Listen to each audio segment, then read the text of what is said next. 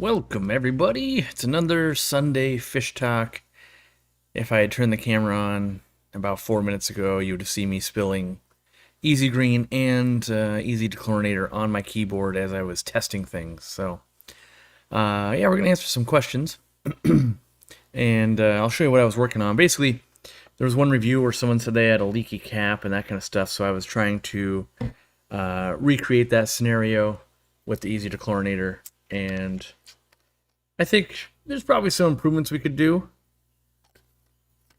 If you put it on there and you give it a little twist, like in my testing, nothing comes out from doing this move.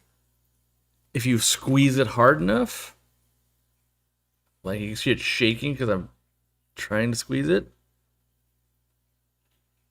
This one hasn't failed on me. I was able to get this one because I put it on loosely, and I was like, how loose would it have to be? And how much would I have to squeeze it to get it to come out? So always listening to your guys' feedback and trying to do better. There might be a way of like, oh, we could put an extra little seal or something in there, make it work even better. Who knows? But now I smell like Easy Dechlorinator, so there's that. And then I was playing around with, I hadn't really used these ever before, and so maybe you guys will enjoy it as well. And I'm finding there to be big differences, but what do they call these things? Medicine dispensers? Yeah. Like this medicine dispenser, I'm trying on this Easy Green bottle. Not really, because I was actually testing it on ICX and stuff for the retail store, just to try to make it easier, because the expansion will have new sizes of tanks, and the more you putting in at one time, I'm trying to save energy, lower miss dosages. Because sometimes when you not import even, but you bring in 80 bags of fish, and you keep doing like, okay, 1 scoop, 2 scoop, 1 scoop, 2 scoop, 1 scoop, 2 scoop, 3 scoop. Oh, in this pond, 1 scoop, 2 scoop, 3 scoop, 4 scoop, 5 scoop, or milliliters. You're doing all these things, and by bag 45, you go, oh, was that 2 or 3? And so I'm hoping that we can use a system like this. So this, if you haven't ever seen it before, it's basically a syringe with this special rubberized thing, which this one sucks. Don't buy that one. But you put it in, you can flip the bottle over, and now you can go, oh, we have a 40-gallon tank. And you can pull 4 milliliters, which will treat 40 gallons with Easy Green. So that's kind of nice. But this one, not so good. The one I would recommend so far, I've only ever tested 2, so would be whatever this Amazon one was, the Kids Easy Dose. That one actually we are using for ICX. And if you want other testing, don't waste your money. Don't buy this gadget. I thought for sure this was going to be the one where you can technically, I'll do some like Easy Dechlorinator or something. Although it'd be way better to do ICX because that's what I was testing. But in theory, you can set it to how many milliliters you want to do. And you get this long, basically pipette-looking thing. And you go down in there. And that's supposed to be exactly 2 milliliters, because that's what I set it to. Except it's always like 2.7 milliliters, no matter how many times I try and calibrate this thing. So don't waste $30 on this one. Maybe a different one doesn't suck. So don't waste your money on that. Maybe I had to go like $1,000 one or something. But yeah, just been playing around that kind of stuff because more tanks, more dosing, more accurate. So yeah, we'll dive into some questions now. I know I've been able to get the new air pumps. Okay. Yes. But currently using 2 sponge filters and an old USB air pump. Okay. To keep my fish alive during the hurricane. Well, there you go. Yeah, we're actually sold out of air pumps right now. We are in sad times. I think maybe officially this week, or it was last week, I don't even know. It's been a blur for me, but we have a whole cargo container with thousands and thousands of air pumps and 3 new products and all that stuff. It's been sitting in LA for 4 weeks now, and as we keep going, hey, could we get that at some point? They just quote like, yeah, get in line. We got people waiting since July. And it's like, oh, okay, we'd really like our product now, please. Like, we ordered this a long time ago. So, part of the problem is growing. You got a lot more RPP stores, so they're still at RPP stores. Our retail store still has some. But yeah, so Hurricane Milton, all the hurricanes, been crazy. I've been watching it, and yeah, I watch Ryan Hall, y'all channel just in the background while I'm doing other work, and I've missed hanging out with you guys. That's basically where I'm at right now. Been way too busy. What happened to the Blixa Japonica on the website? No longer will have it? Yeah, we decided not to sell it. We had basically like 1 or 2 good batches come through. It was amazing. We're like, yeah, okay, I was wrong. It is good. And then the last like 3 or 4 batches, complete melting bad. So most of the time, I've been doing it for bringing in plants for at least 15 years. And it's like, well, I went through a whole phase where I really wanted Blixa Japonica to work and couldn't get it to. And then we'll dabble again in it, like, every few years, 5 years. Let's go, okay, let's try that again. And then like, oh, I was wrong. It's working. Maybe I was just bad back then. And so then we'll like spin it up. We'll make the product page. We'll start doing stuff. And then the co-op effect will happen. And like, oh, well, we were only selling like 50 pots a month, and you want how many per week? And then it all breaks apart. So yeah, we won't have Blixa is a no-go. Bummer. It pretty much either shows up to us amazing and sells really well, or it shows up almost DOA basically, and then it doesn't even get in inventory. So if you've been lucky enough to catch some, awesome. If you didn't, you're in with me. It's a bummer. My 100 millimeter, how many is 100 millimeters? This thing is 20, so it's going to be, let's do this. Chris Lukup is coming in handy right here.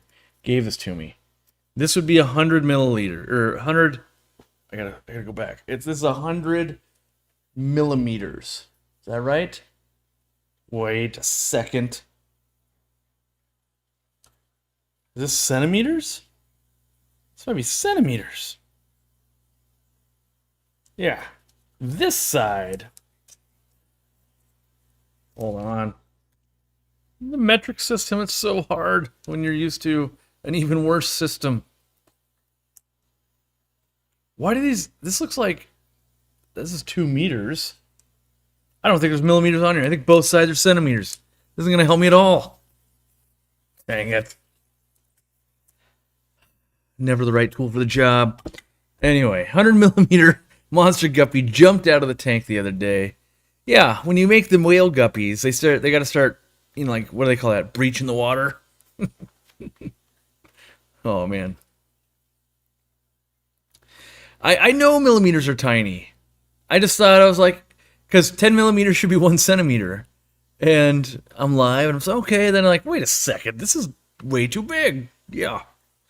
Don't make it too, they make it too easy. They make it so easy I can't comprehend it. All right. During the last port strike, I asked a rep for an update on our products, and they sent me pictures of the cargo ship that our products were stuck on. Yeah, there's been strikes and stuff, which this one wasn't even a part of or anything, and it just, the problem we're currently facing is there is a shortage of container railway cars, because I got to go from LA to Kentucky. Somehow there's a shortage. I don't know how. Just like containers. It's like, oh yeah, there's how many millions of containers, and somehow they've all gotten stuck in the wrong country. And then, for all I know, Alaska's hoarding the cargo container chassis for trains. I don't know where they're at, but they're not where I need them to be right now. That's for dang sure. So, let's see. Did I ever try and use wait. Says Aquarium Co-op. Try again. Did you ever use this product in your aquarium hobby? Is the Gorilla Super Glue use in your aquarium? It is a good product. Do you use in your aquariums? I'm sure at some point I have tried the Gorilla Super Glue Gel, is my guess, because like Home Depot carries it. But actually, I don't know if I've used it. I know I bought it once and it was runny, and that was a waste of my money. Has to be the gel, which you're saying it is, so that's good. Um, but as long as it's, what is it, cyanoacrylate? Basically, the TLDR of super glue gel, if it's basically liquid acrylic, you can use it. If they add accelerators or other stuff in there, nope, that ain't gonna work. Well, I shouldn't say it's not gonna work. I can't tell you it's gonna work. That's the difference. It could have other stuff in there, but as long as it's basically just that, you're good to go. Yeah, my guppies, I lost all my larger guppies. Like, work has been I want to say nightmare, has been overwhelming. It just has not stopped, and been doing lots of stuff at the store. In fact, originally the title of this live stream was the HVAC saga continues. So, good news, it's signed off. We permits done. Bad news, they installed it completely incorrectly, and it took me about 5 days to figure it out after spending hundreds of dollars in sensor equipment and stuff. But I actually found a rad way to monitor your fish tanks and fish room temperatures and all of that remotely, and it has alarms, so if it gets too hot or too cold, it can send me text messages and emails and notifications. So, side thing, that's kind of cool. Bad thing, we basically spent $25,000 and they set it up so all it did was have 2 HVACs blow hot air out as fast as they could go. And then that got signed off. So that just brings the hilarity of like, yep, we're doing a great job with this permitting process. Thing works completely wrong. There you go. Although they did cut into the insulation to make sure insulation was there. Didn't check to make sure it actually worked for the permitting. But so then I had to get on the horn, and they came out this last week and they fixed it. But there's extra holes in my ceiling and stuff now, and it doesn't look terrible, but it's just one of those. The email literally states, "How embarrassing. I'll see if I can get somebody out this week." Oh yeah, okay, good. No. By the way, there was no sorry or anything. This company has been terrible to deal with. It's every time I've been like, so it's been 3 weeks. Is there something happening? And they'll be like, yeah, we'll be there tomorrow. You're like, okay. Can you have someone there at 6 a.m.? Like, let me see what I can do. Can we get some communication going? And it's been that way every time. So even when they came to fix it, they said, well, it'll be Wednesday or Thursday if I can find someone to come fix it. And then at 8 p.m. at night, they're like, we will be there at 8 a.m. You need to have the door open. Like, thanks for the heads up. We made it happen, but yeah, it's that stuff right there. And you guys will get a whole video. You'll get a big reveal video that'll be super cool. And then you'll get probably either a members only video or something where it's just like, oh yeah, you see that thing? That thing was 3 months of my life right there. Only cost $60, but that's 3 months of my life. Searching that down to get a check mark. So, another thing we got going on. Had the fire marshal walk through, mostly good to go. Need to extend one of our fire heat things a little bit back in the store. Okay, we're going to do that. And then we didn't get the general walkthrough thing signed off because we need to use a specific fastener specified by the earthquake architect team I had to hire. Unless the over-engineered thing that we used that is better than that thing, unless I can get them to write us a letter that says, yeah, that'll work. The problem is, I email that company and they're like, oh, that person no longer works here. If you would like to start that, we can start again our hourly rate. Like, awesome. So you're telling me a letter would take another 10 grand. We'll just tear it apart and we'll apply the stupid fasteners. We applied all the other fasteners. We put a bigger bolt in. We have to reduce the size of the bolt so it matches exactly to specification. It has to be 2 3/8 inches long, set in epoxy with a nut on it. Nothing outside of that will be checked off. So we will tear it apart. We will put those in right next to the better anchors, and then we'll put it back together. So good times over at the retail. Is live slash hatched brine shrimp safe to keep in the refrigerator to feed to my fish every day? How long do you think I can keep it there until it goes off? I'm not sure. I've always used it up before I've had it really die. I saw someone else somewhere in the last week ask, like, can I keep it in the fridge? And then people will say it doesn't have any nutrition. I don't believe that. I know in the past I've done 3 or 4 days, kind of pretty easy, but it's going to come down to how clean is the water versus the hatch. So if you're doing like 2 tablespoons in a brine shrimp hatchery, the ammonia and things are going to be so high in there that they're not going to last that long, even though when you're slowing them down in the fridge. But if you're doing like half of a scoop in that 2 liters, and then you use some of that water and you store them like maybe in a Tupperware or something, they're going to last a lot longer for you, and you'll just have to kind of play with it and test a little bit. But I try not to stretch it more than a few days, honestly. So that's just me. 10K is super steep for a stamped letter. Yeah, I mean, well, the problem is it's not the letter that costs that. They want to re-engineer the project. And in my opinion, it's code for, we don't want to deal with this. Like, oh, thanks. That's you. Whenever you get a super high thing that seems unreasonable, that's business code for, we don't want to do this job. Like, oh, okay. And we run into that a lot with aquarium stuff. They're like, oh, that's a thing we don't do. No. You want to attach a mirror for a salon? Yeah, we literally have a template for that.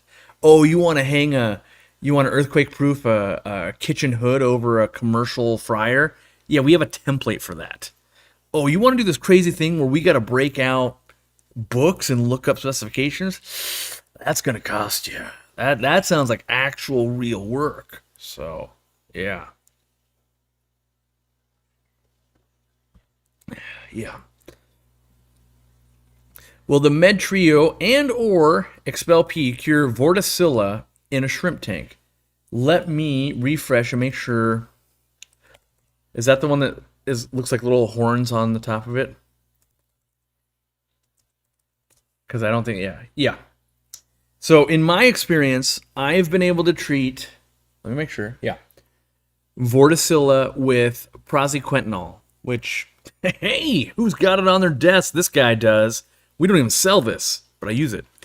We sell the 4 ounce because people go, oh, $40 for meds. I don't spend big money. But in my experience, praziquantel will do that. What, is my camera geeking out? Was it like slowing down as I did this? Is there something going on here? Maybe it's me. Maybe I'm slowing down. Anyway, praziquantel. It's also present in. I've got that right here. Paracleanse, right here. It's got prazi in it, but the prazi that's in Paracleanse is not at the same ratio as the praziquantel or the Prazi Pro. So I don't see Vorticilla very often. We also dose with Paracleanse a lot. So if you already own Paracleanse, try that first is what I would do. In my experience, never been harmful to shrimp. So, and then if that didn't work for you, try it. So I would soak that for like a week. Dose, let it soak for a week, see how it goes. And then if that doesn't get it for you, then go ahead and try praziquantel. Now, I get a lot of flack for like, oh, why are you doing what the manufacturer doesn't say? Well, so like in Paracleanse, it's metronidazole and praziquantel, right? It's just those 2 drugs. And Paracleanse probably tells you to dose. Let me peel the thing and see what it's currently saying. Let's see here. We're gonna pull that back there. All right. They say, where are you at? Add a scoop. Yep, per 10 gallons. Okay. Add 1 scoop day 1.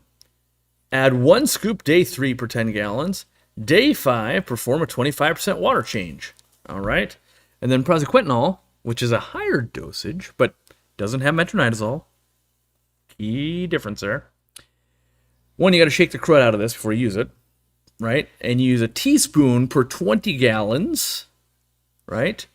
And you put that directly into a filter box, it says, just distributes it around. And then it says a single treatment will last 5 to 7 days.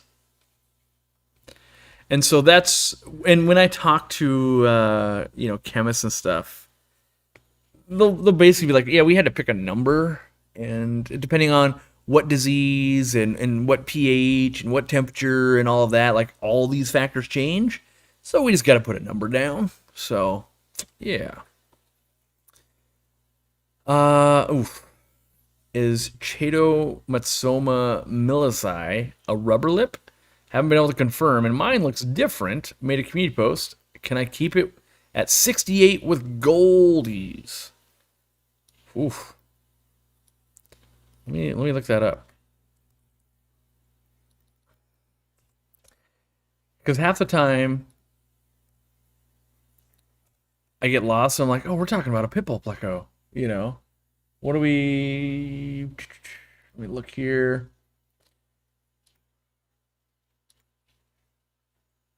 Oh, load. Oh, dang you. And so, okay, the question is, can you keep them with goldfish? That's the bigger question at 68. Here's what my professional opinion would say. Probably can pull it off. And yeah, you probably can pull it off, but there's going to be zero room for error. Where if you kept it at 72-ish, goldfish will be fine. And yeah. Let's see here. The seismic fasteners are all tested, whereas the stuff in Home Depot is not. I totally agree, except I don't have to get seismic fasteners. They literally say, go get rod, 1/2-inch threaded rod, cut it with a grinder, push it into the wall with some epoxy, put on a nut. Nothing seismic about it. It's low-grade stuff off Home Depot.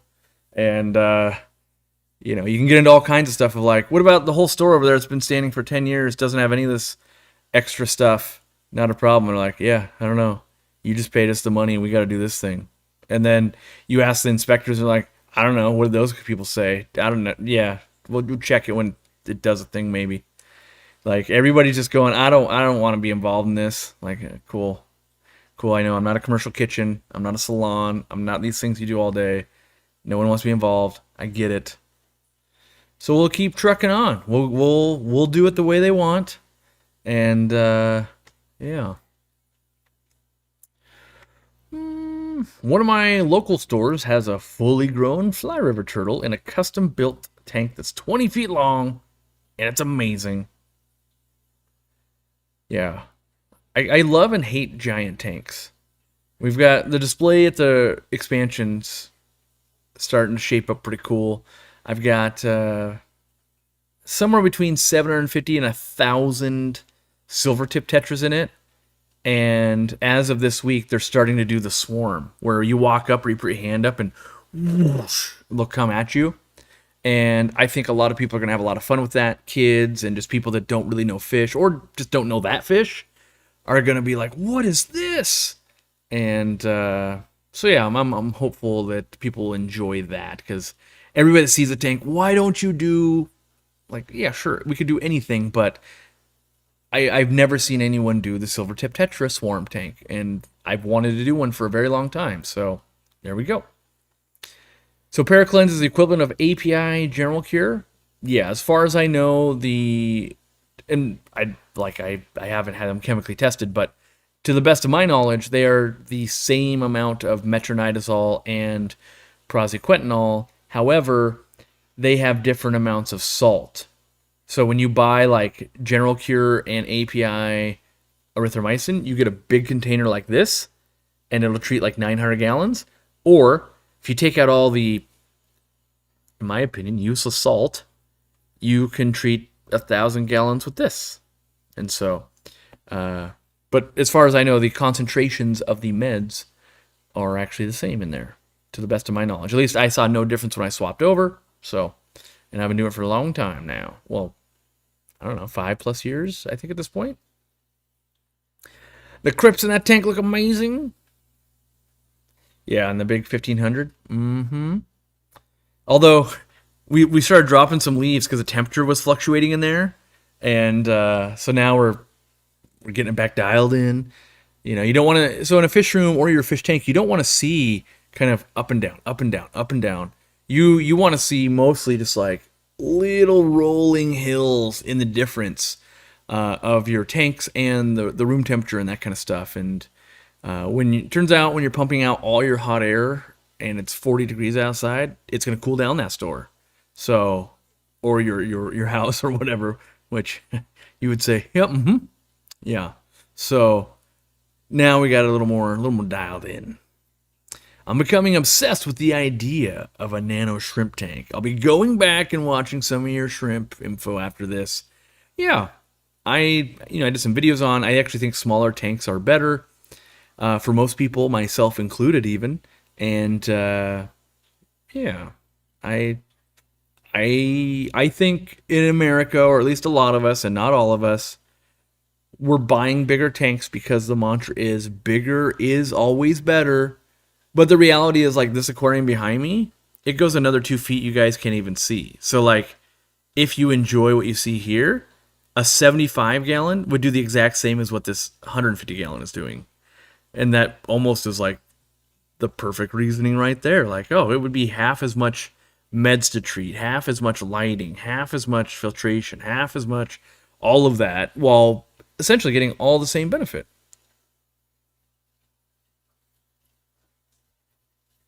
How many bettas can go in that display tank? I would do a female sorority in a 1,500-gallon as long as I never had to sell it to anybody else, which that's all that would do. We would have 10,000 people going, I'm going to do a betta sorority, and then they'd be like, yeah, why is the water red? Like, yeah, it's because it's a tornado of death in there, that's why. I do find it funny. I watch continually more and more YouTubers like, yeah, I'm going to do the sorority tank and get all the clicks and all the views. And then you always check in within a year or so. Yeah, I don't do that anymore. Which, to be fair, being a YouTuber, stuff changes so much because you got to make videos anyway. But, you know, you don't see those stick around. We're like guppies, like I've pretty much always had guppies, like, but they're not really problematic for most people, including myself. But I would love betta sororities to work because it's like printing money in a fish store and all of that. But I haven't cracked the code. Lots of people say they have. When I learn it, I'll be the first one to pass it along to you. But we deal with people every day that set up sororities. They'll come in and be like, "Yeah, I'm having problems." Like, yeah, I know. We don't even. I was in the store yesterday. Yeah, yesterday, and a customer was even saying like, "Oh, you guys don't sell female bettas." I'm like, it's just because it's not that you couldn't breed them. It's not that you couldn't keep one. Everybody's in love with the idea of keeping 20 female bettas and not one. They don't love the idea of keeping 1 or 3. It's always a bunch. So until I figure that out, I can't recommend it. So Corey wasn't kidding about how much heat equipment makes. My 90-gallon is 74-ish with no heater, and the room temp is 72 to 73. Yeah, well, let's see if I can show you guys some stuff. And I'm hoping to make a video on it sometime. But I basically, if I can show that, nothing crazy's here. This shows like temperatures of, that doesn't focus very well. Let me hide my face, maybe I'll do it. Yeah, like retail expansion, quarantine, different tanks, all of that. And then when you go into like a, let's just look at the expansion temperature, for instance. You can kind of see it does, I gotta hide my face. It does humidity and it does temperature. And it looks like there's a huge spike, but the difference there is about 2 degrees between the coldest it got and the warmest it got. And with humidity, it is within 3% humidity. So if I had a bigger graph to show you, it would look more like this. and not so much like this because the band is small. But yeah, I'm hoping that I'm going to learn a bunch and be able to pass that along to you. And that's honestly what my job is most of the time is I've spent $1,000 so that you don't have to. And you don't have to spend $30 and know that this thing sucks because I've already done it. Even though it claims to be accurate. I can, well, to be fair, I shouldn't say that all of them are bad. Maybe I have a defective unit, but I did a lot of research and it looks to be working correctly. And I actually just think that it's hard to get an accurate one at $30 because other people are having the same problems. They're like, oh, I sent it back and then the next one didn't work. Sent it back and the next one didn't work. And like, oh, I can't be off by, if you're doing a 10-gallon tank, you can't put 1.5 milliliters in. I shouldn't say can't. Not in your best interest to put 1.5 milliliters in per 10 gallons. So, talk about substrate. So here's how this works. You come with a question that is intriguing or a problem you're having with some context, and then I come back with what I know about it. Because there's a video that came out this month that would talk all about planet tanks, and it's like, oh, there's a solid 10 to 12 minutes just about substrate there. I probably won't be able to outdo that, and I probably haven't forgotten much that would have been in there. So unless you go, hey, I'm specifically trying to do this, or I specifically want to know, and one thing I didn't talk about is Corey, have you ever used oyster shell or chicken grit in the place of crushed coral? Yes, I have. No, I don't like it as much as crushed coral. It dissolves slower. It's much dirtier to clean. It's actually much harder to find. It was not impossible, but I had to go to actually a few different co-op stores to find it because they'd be like, oh, yeah, it's oyster shell and other stuff. And I was like, well, I kind of need it to be a thing. And, and you'd show up and they're like, yeah, we just put it in bags. We get it in mass bulk and it's $6 for this. And it's going to be real dirty. And so I've tested it a couple of times, but yeah. And then there's things like, what about pool filter sand? Okay, well, there's about 1 million different types. If you're buying from a pool store, there are ones that have plastic in it. How do you know, Corey? I've bought it before. Yeah, it's $15 per 50 pounds. You pour it into your tank. What's all this blue plastic and stuff in there? Oh, that's part of that. Okay. So there's so much to know. It would just be talk about food. Okay, give me a direction. That'll help. Yeah. Let's see here. I've had my guppies in my 29-gallon bow front, which I feel like, by the way, bow front aquariums were killed off by rimless tanks. And what I mean by that is it used to be normal square aquariums, and then it was bow fronts, and that was ooh, they got a bow front. They spent the big money. And then they came out with wave aquariums, which just, in my opinion, sucked. It was the worst of all the worlds. And then low iron / rimless tanks, which we had low iron glass before, but it was oceanic, extra clear glass. But anyway, rimless tanks kind of came out, started dominating the scene, and everybody that wanted that nicer tank basically went and bought an ADA style rimless tank that is real expensive and kind of left no market for the bow front, which I love the 29 bow front. I love the 50 or the 72 bow front. That 4-footer's real nice. The 90-gallon corners and the 54 corners are real nice, real fun. But anyway, side tangent on bow fronts over.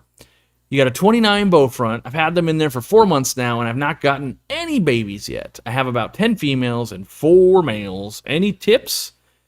Yeah, so one, I would say definitely watch the video that's going to come out this week because I go around the fish room and I talk about how to really get fry, but mostly it's going to be lots of plant density, and you're going to see what I'm talking about because, okay, this tank wouldn't be a guppy alive. Even if it was only guppies, there'd be the adults, but the males and the females that aren't about to give birth would just chase them down, right? And so this tank would need all of the black space would have to be filled with plants for sure. You have to have right there, I have a canister filter. You have to have something covering your intakes if you're not running sponge filters. Otherwise, it just sucks them up and kills them. And then feed a lot. And between those things, so your fish basically have given birth every 30 days, roughly 30 to 35 days. And if you're not seeing babies, something's eating them, whether it's your filter or fish or your frog or whatever's going to be in there. And the ways to fight that is to get rid of things that can eat it. And that is, basically get a sponge filter on there and put tons and tons and tons and tons and tons of cover. And then some more. That will help you. Let's see here. I clicked the refresh chat button and it totally just... oh, there we go. We're back. We're back. Okay. Every day is Taco Tuesday if you believe. That's right. What's the ultimate bottom dweller for a 75-gallon Melotania tank?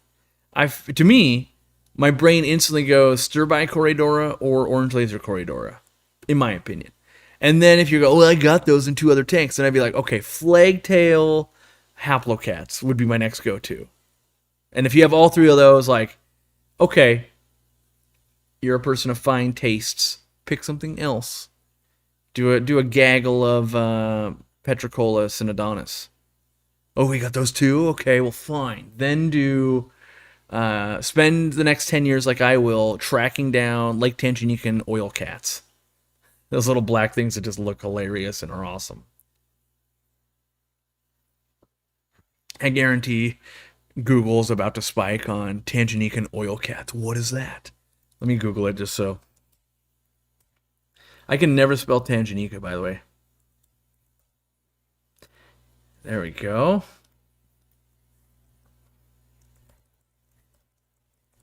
Let's see. I always have to look it up a bunch. Black Lake catfish? No. Is it this thing? Yeah, it's basically the Lake Tanganyika black cat, Leosomodorus cyclurus. Yeah, I'll put it into the chat. It's only a face a mother could love, and you have to see them in person and just how like peaceful, and they only get this big. They're really cool, but I've only ever seen them like twice ever, so pretty niche fish. Are platies every 30 days per spawn? Yeah, I mean most live bears. Big caveat to most, because goodeids and maybe stingrays and some other things would break this, but actually I don't know about stingrays, their gestation period, so I've never spawned them. But for the most part, 28 to 35 days is the average for platies and swordtails and guppies and mollies and a lot of the live bearers. So, when people are like, how far along is it? Like, well, how long has it been since they had their babies last time? I don't know.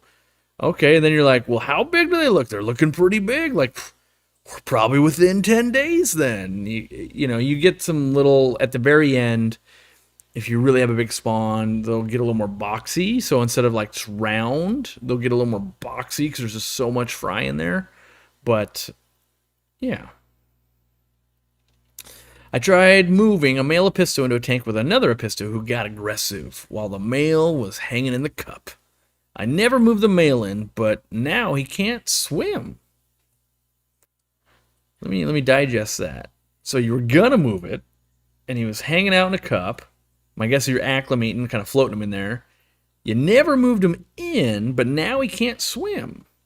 I feel like that is like some kind of correlation. Like maybe he had a swim bladder thing going on, and we're just assuming something else has done that, because the move you've done there should not have had any effect on... Now he can't swim. I'm assuming he's got like a swim bladder type issue. I don't know... Yeah, so the question is, how do you help that? I would say I would put it into a quarantine tank, and I'd be looking at its abdomen. Is it swollen? Is it right side up? Is it not right side up? In general, if you just have a quarantine tank, getting some salt in there. With the pistos, my number one tip when people are having problems, put them up to 85. I don't like to keep them below 72, but I definitely recommend... Did I say 72? I meant 82, sorry. Definitely 82 or above. And if you're having problems, go up to 85. And a lot of times you're like, wow, they're doing better. Like they're bred a lot of times in really hot water, and they seem to respond well to it, almost like a discus will, a captive. Wild discus don't care. Let's see here. Am I going to start making co-op power strips, Wi-Fi timers, and temperature guns? No, I will not be making any of those. The aquarium industry is cursed in making power strips and timers. They pretty much have always done a terrible job.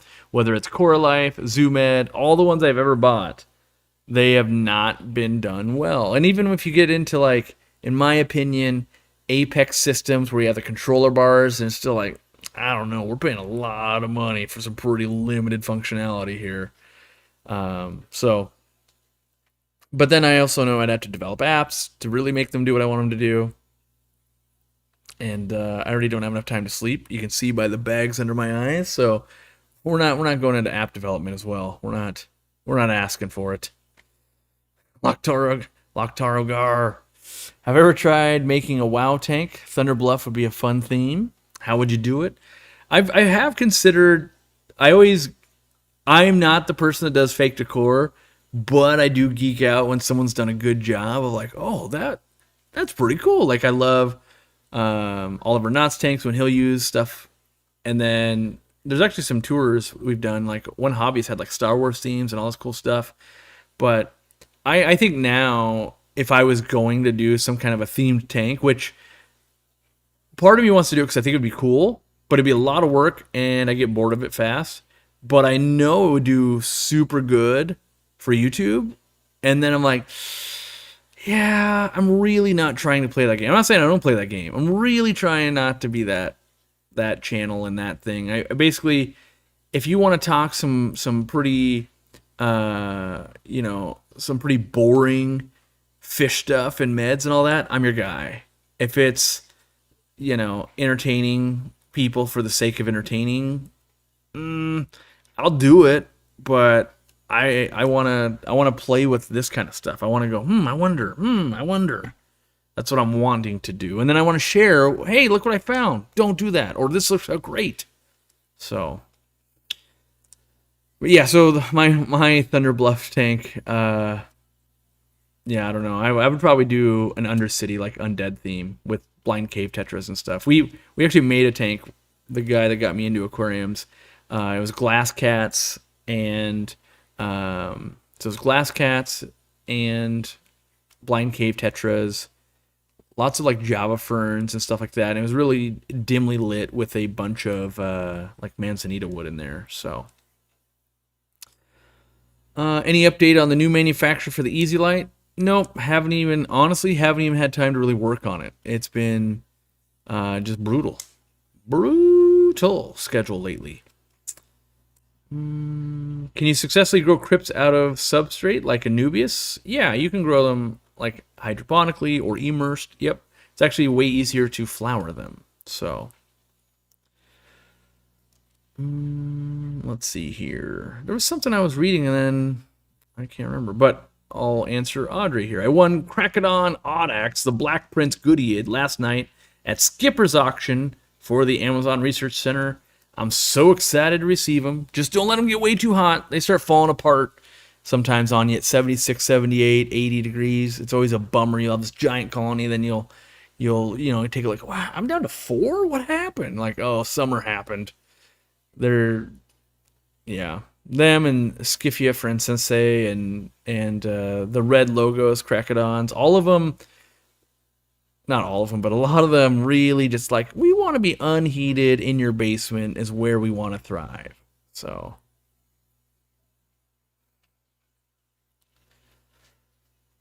let's see here. The Easy Green bottle reminded me. I wanted to mention that my bottle of Easy Dechlor leaked a bit in the box, even though the seal was still on it. Probably some quality control. I talked about that actually earlier. I was trying to replicate it. So, thank you for letting us know. Did you leave us? Are you the person that left us that review?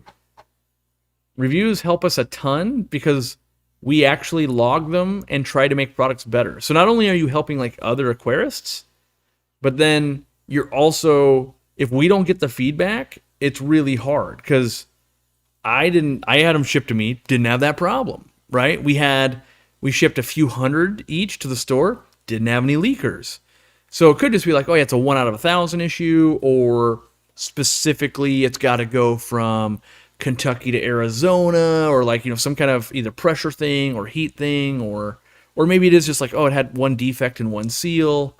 But the more you guys give us feedback, I mean, ideally, good and feedback, right? Like, so it's not just like, oh, we get hundreds of comments a day with all the things we're doing wrong. Like, if we do something right, hopefully we get that feedback too. Um, yeah, I'm interested to see if it is. Is it? Nope. That was Stefan S. Stefan S. said, I would have given it 5 stars, but mine arrived leaking just a little bit. The seal didn't hold, and the cap isn't tight enough to keep it from leaking when shaking a little bit. See, that's what I was... So, cap's on. Wait, did I just get a leak? I did. Hold on, let me...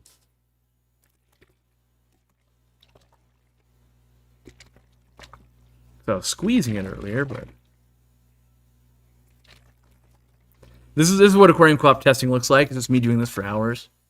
And then I'll let it sit like this for a day or two, going, come on, what am I missing here? API caps are the same way. Well, that's not an excuse. It means we can still work on it.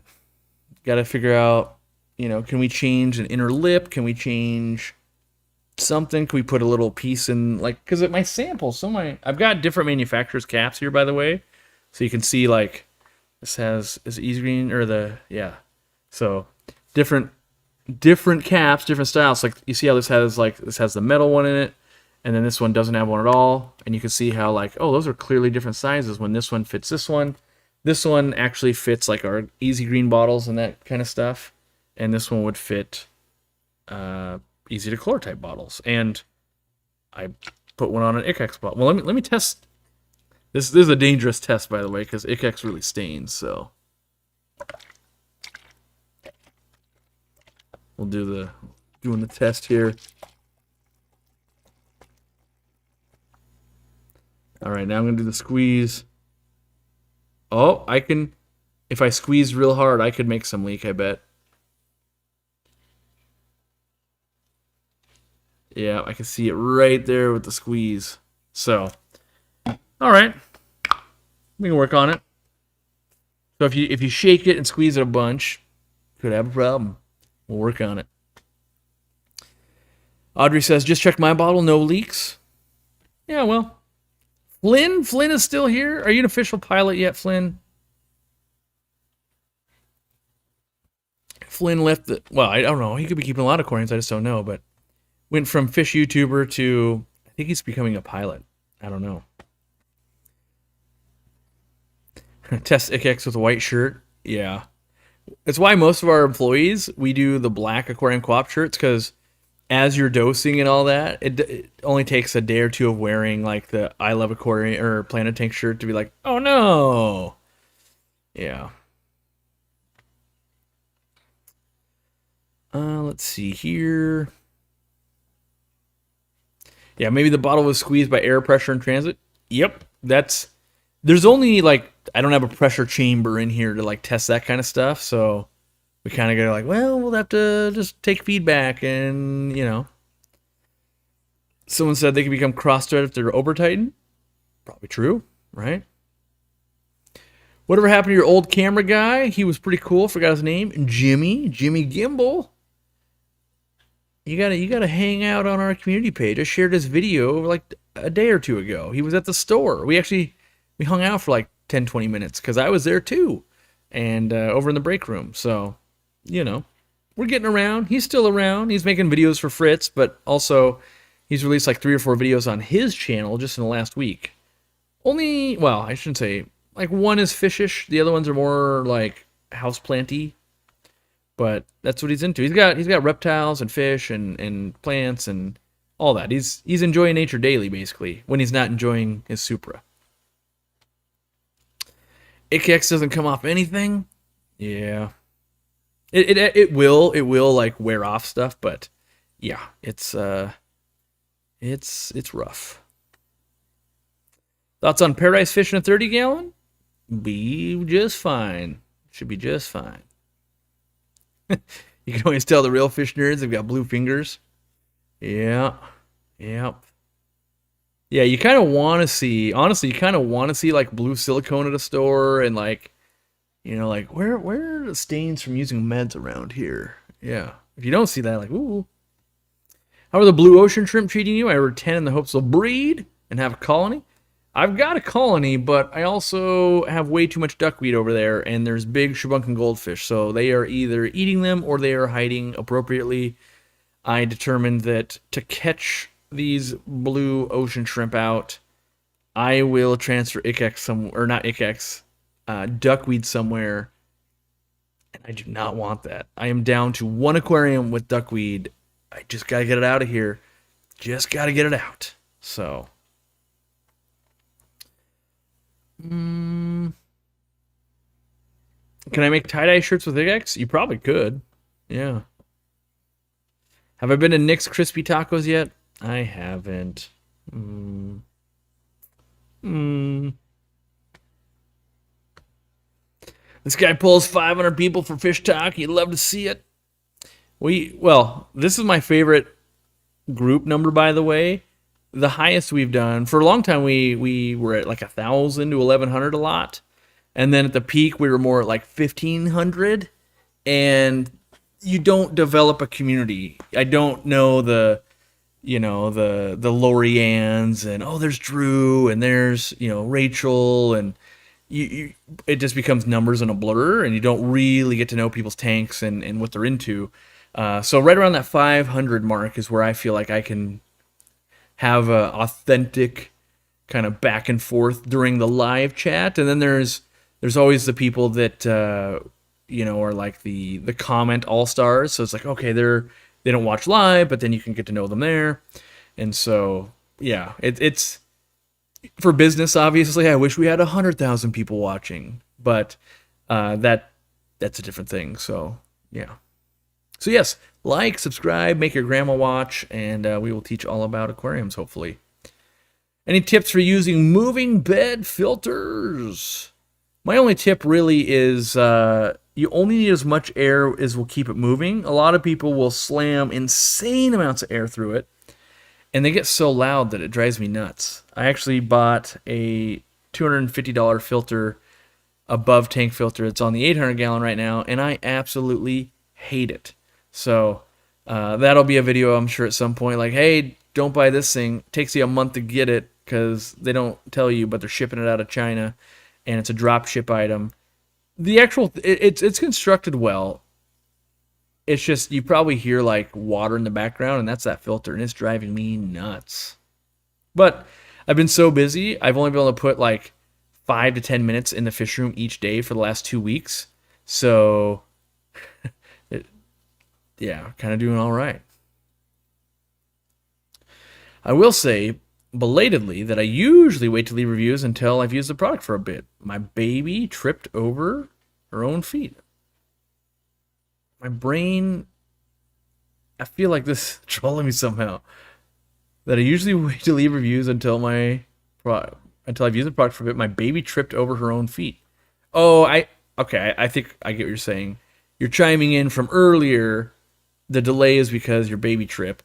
I'm on board now.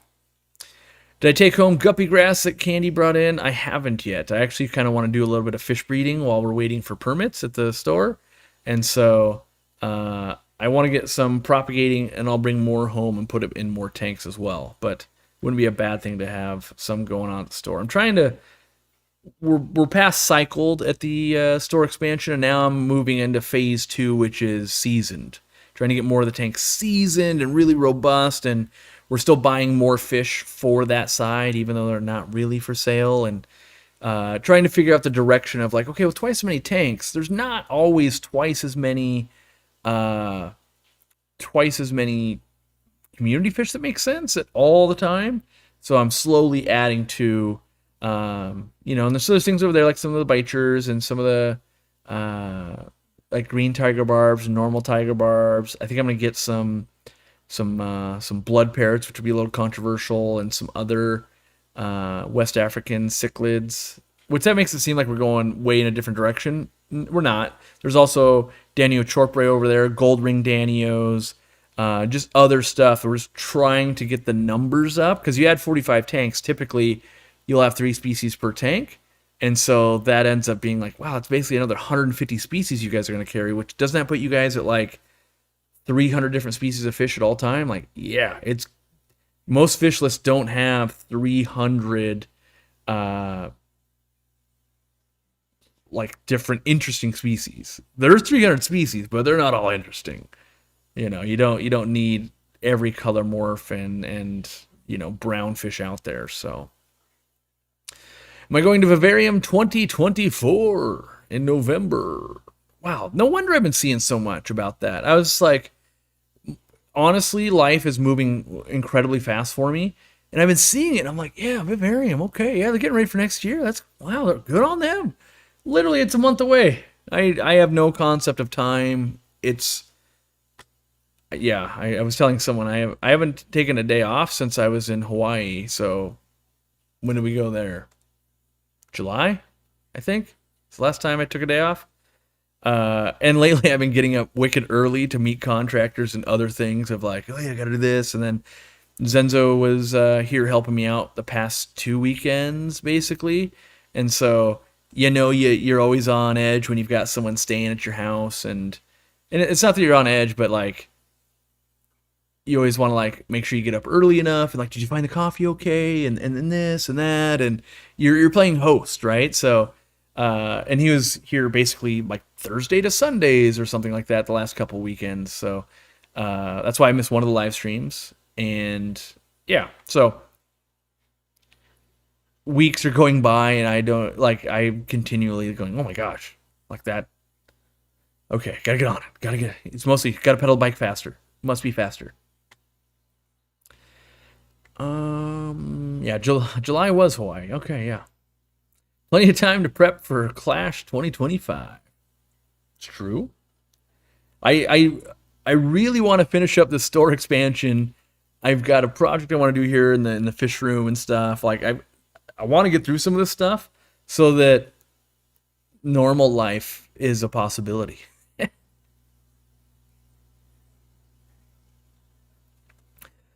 I rescued an EBA.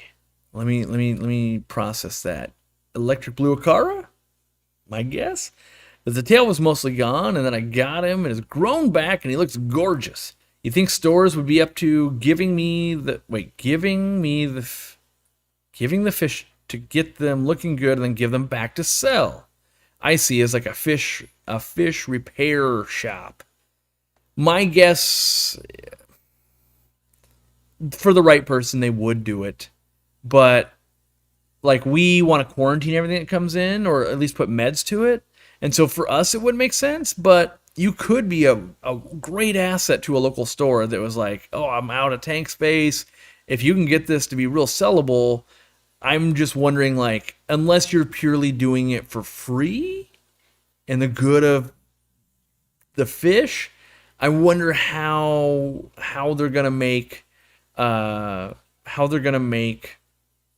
it makes sense. Like they might not be able to afford to pay you, and like if you buy a fish and now it's all beat up, it's not going to sell very well. But if I pay you to get it better and then I sell it, then I didn't make any money either as a fish store. So, but yeah, it might be a great thing. Why all the hate for the brown fish? Well, this just in. I have a retail store, and as much as I love brown, crusty old fish that nobody else likes, I have to sell them, otherwise we go out of business. So even though I think I have plenty of what I call brown fish where people are just like, ew, that livebearer, why would you even keep that? But, people like color. And so they like cherry shrimp, they like cardinal tetras, they like chili rasboras, they like that kind of stuff. And so, yes, there can always be them in the corners in the shadows for the people that want them. But the reality is the family that owns 1 or 2 aquariums is what keeps your local fish store open. A lot of those people.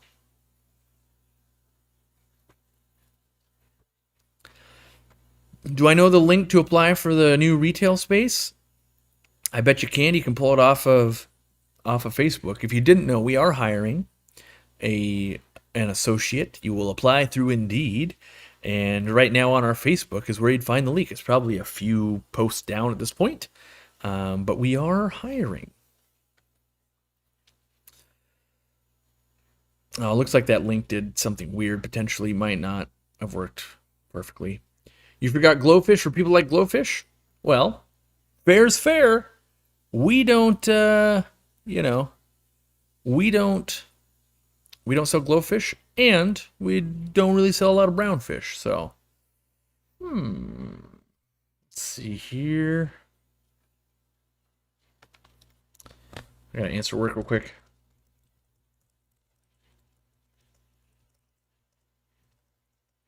That's after.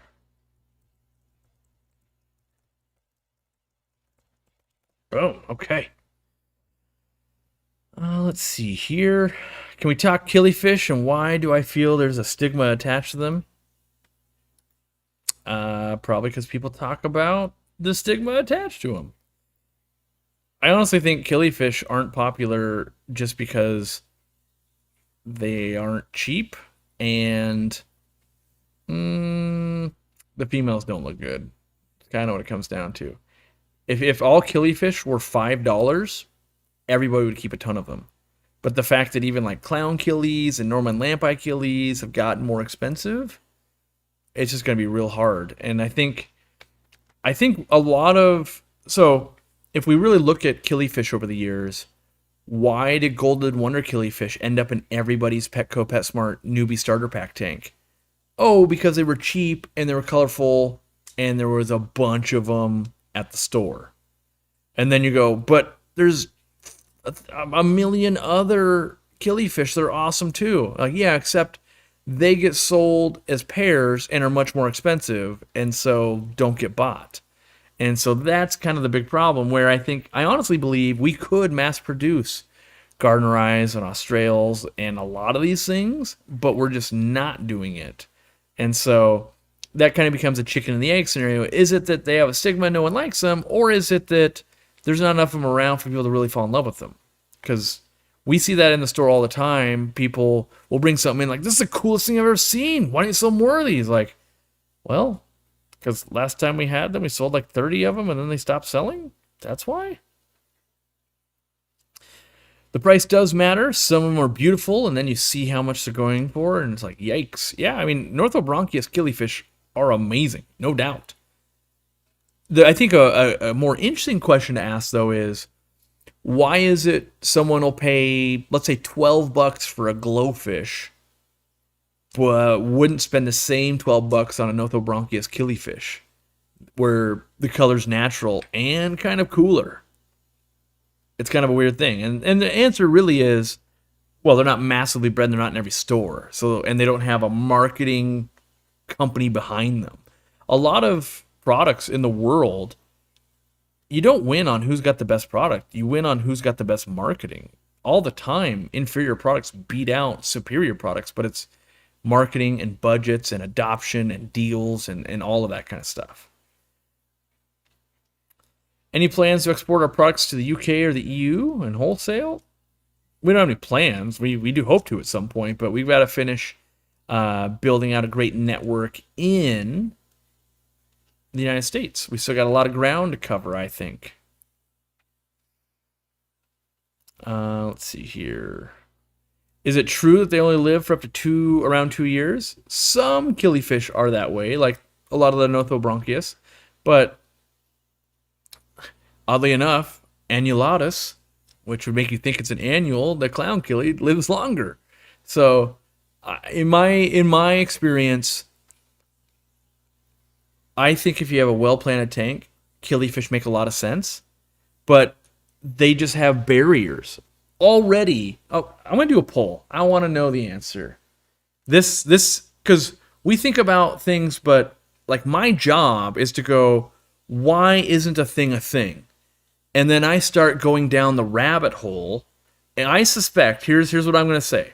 I suspect that something as simple as My guess is like half the people in this chat don't have, or okay, let me put it this way. Half the people in this chat will have at least one aquarium that does not have a top on it, which case you can't keep killifish. I'm going to put that as a poll. I want to know, do you own at least one aquarium that doesn't have a top? And I want to know what percentage of people that's going to be, because I feel like I'm fighting an uphill battle every day of like, let's use tops. They keep fish from jumping, and they hold in heat, and this and that. And people are like, yeah, I don't do that. You fool. Like, I love evaporation. I love hearing my filters. I love the humidity. And I just go, oh, you're killing me. I can't stand it.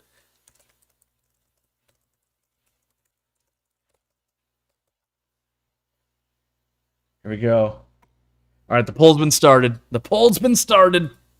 Now, we'll get to the bottom of this. And so it can be, killifish might be the most popular thing in the world, and yet, if 50% of the people don't have an aquarium top, it ain't gonna work. Ain't gonna work. I will allow like an acrylic tank. You don't have to have lids because a lot of times they have enough that you don't really get too many jumpers. But I would count my fish room as I do have lids on all of them, even though they're not full lids. So as long as you have lids or tops, I would count that. Oh, I gotta. There we go. Okay. I'm trying to close this. Is that gonna close the poll or close the poll? Close it. All right. Off my screen. Okay, we're good. We're good. I have 50 tanks, no lids. you either are the dehumidifier king or you're living underwater right now. You may be growing gills. Let's see here. I have tops to protect the fish. Yep. 3 tanks, no tops. Tired of evaporation. All have tops now. Mm-hmm. I'm a new vampire crab keeper, and I'm a bit obsessed. Yeah. Cool to see they're named after Dennerley.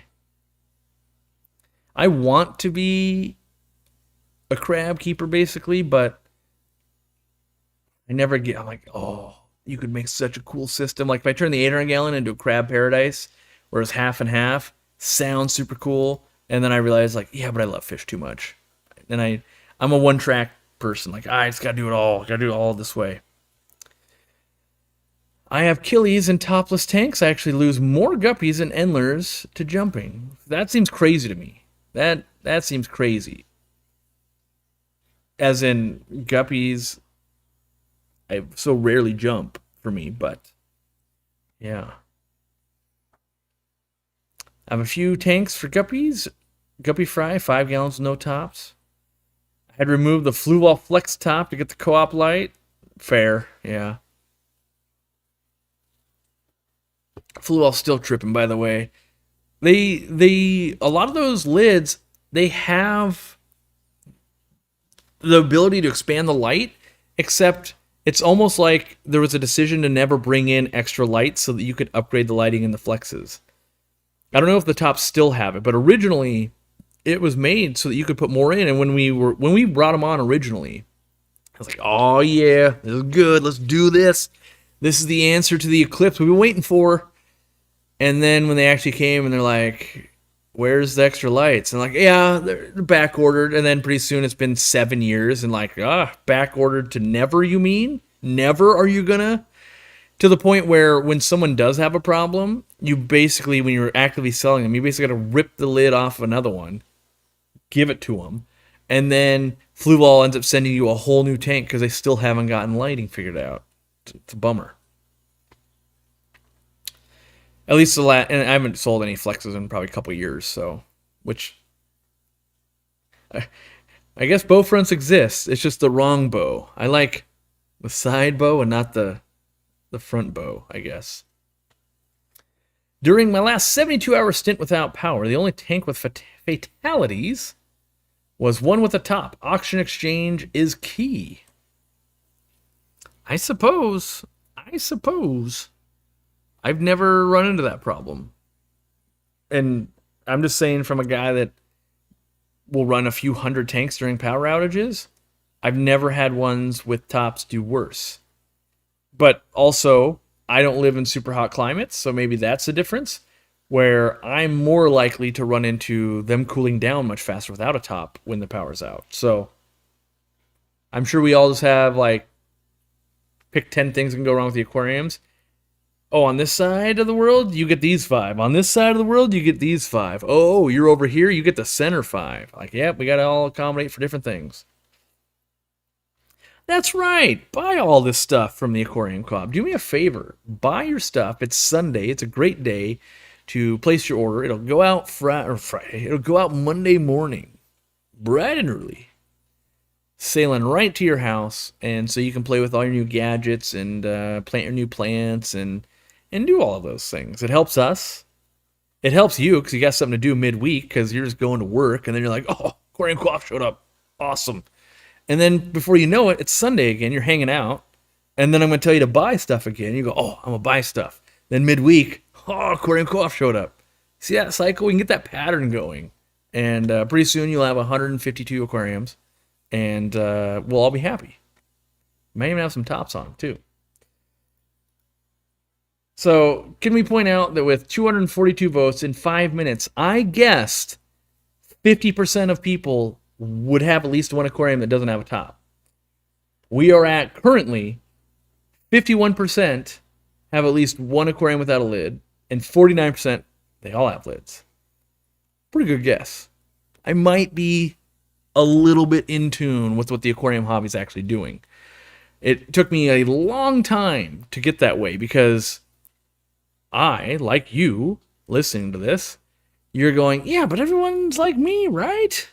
And the reality is, no, it is not like that. Routinely, you're reminded, like, well, are you keeping saltwater? Well, are you keeping brown fish? Well, are you keeping glowfish? Well, are you doing dirted tanks? Well, are you doing high-tech tanks? Oh, all of those exist. And so it's you gotta kind of sometimes step back from it and go, wait a second. Maybe everybody's not obsessed with axolotls, goldfish, discus, arowanas, bettas, guppies, live bears. Like, it takes all kinds of this hobby. So, yeah. Oh, we're back. We've swung the pendulum with another few votes. We're back to 50-50. This has got to be the closest poll I've actually ever seen. Usually it's a landslide, and it's just like, yep, that's a clear thing. We have gone, we're like by vote, it's literally going back and forth. So if you haven't voted yet, even if you're on a TV, like pick up your phone and be like, hold on, let me vote. And if you're listening to this after the fact, well, you should have been here. You could have voted, and this is going to decide the fate of the industry right here. And here you are, listening after the fact. Your vote doesn't count. You'll have to vote in the comments. Turtle, the Fly River turtle, gets a lid, sealed filter area, because trying to keep the tank warm and us humans cool in Texas is a struggle. Yeah. I run that into that problem at the store too. Like, and one side's gonna have no tops, the other side does have tops, but yeah, like, oh, you got hatchetfish, got to go over on the side with tops. Ooh, we got goldfish want to keep cooler, put them on the bottom row without tops. I'm thinking of dumping 1K on a zebra pleco colony in an attempt to breed them. Is it a good idea or a waste of money? I think it's like calculated gambling. So if you buy them for 1K and you get 1 or 2 spawns out of them, you're in the clear. You just got to keep them fat and happy and healthy for like 2 to 3 years. Dean is like 0 for 3 doing that.